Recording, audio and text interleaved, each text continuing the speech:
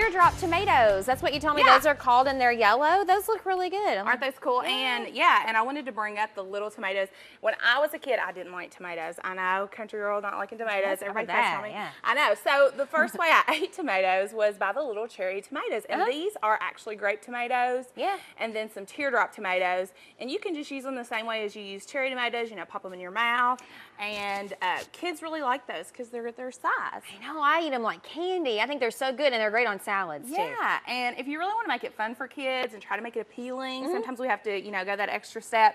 Put them on skewers, you know, and give them to them on skewers. You maybe could even rotate them with some little cheese cubes or things like that. That'd be yummy. Yeah, make it fun for kids so that you can get them to eat their tomatoes because they're so good for you. Yeah, good idea. Yeah, easy idea. Now I've got a broiled tomato. What I'm going to kind of show you just the preparation. Turn on your broiler, in your oven, and all you've got to do is just take a tomato and slice them in half, okay? And if I just took 2 tomatoes, then I would have enough for 4. And all you want to do is just take a little bit of extra virgin olive oil and sprinkle him on top. If you don't have any olive oil, you can use a little bit of butter if you want. Then you can do some black pepper. If you've got some basil, thyme, parsley, whatever. You could even do like some breadcrumbs. You could do like goat cheese. I've got some Parmesan cheese here. Good. And really all it takes is about 5 minutes in the broiler. And when you put them in there, they're going to come out really awesome. Be great with a steak or chicken or whatever. That would be a nice side. Yeah, that cheese is going to melt in there. Be super really yummy. So that's a really easy way. Another easy way is like you were talking about at the beginning of the show, how everybody just slices those tomatoes up, you know, and just puts them out there, puts a little salt and pepper on them. And I mean, we grew up that way. And this is kind of a way. I went to a really fancy restaurant and had a beef steak tomato salad. And really all they did is they sliced up the tomatoes really nicely, and then they just added some blue cheese on top, blue cheese dressing, and then a little bit of blue cheese crumbles. And you could do a little black pepper and a little salt and have a salad.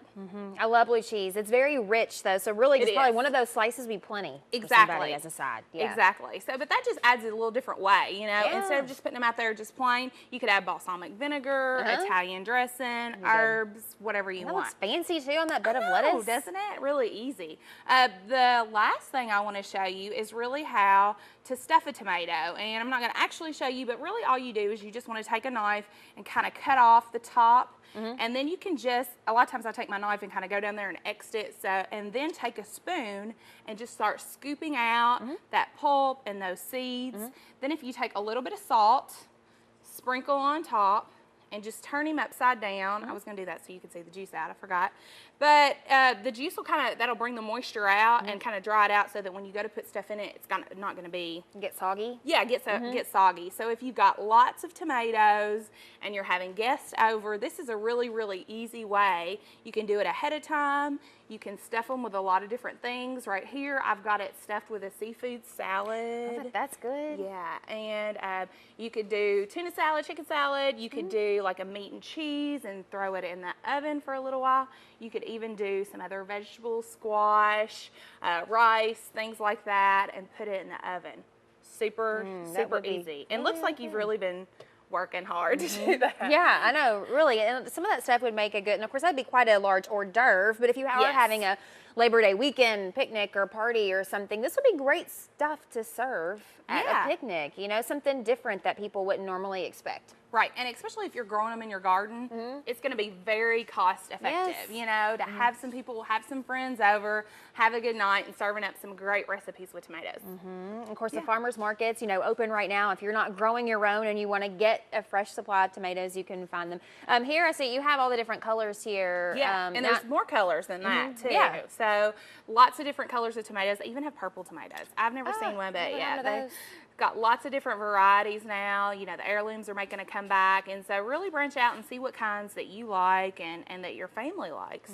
So really great ideas. And if people need ideas for recipes, things like that, if they're on Facebook, they can go to Living Well in Warren County, and I've got recipes up, and they can always ask questions if they need more recipes, things like that, and I'll be able to answer that for them. Yeah, okay, so that's a great resource. Log on there and check that out. And also, I want to give you some credit here because I know these are from your own container. containers that you have in your backyard. My container gardening, my first year. And so I've got grape tomatoes everywhere. You know yes, you have shared, and I appreciate those. They're delicious. Yeah. What kind do you call this again? This is just the grape. Okay. It's a grape tomato, which is more or less just a little baby Roma tomato. Okay, so yeah. Of course, the cherry tomatoes are more round. Yeah, they're more round. Okay. They're not pointy like the little grape. So well, delicious. Stuff. And now we know how to prepare all these different kinds. So thanks, Betsy Ann, for being here. No problem. Appreciate it. Great advice today.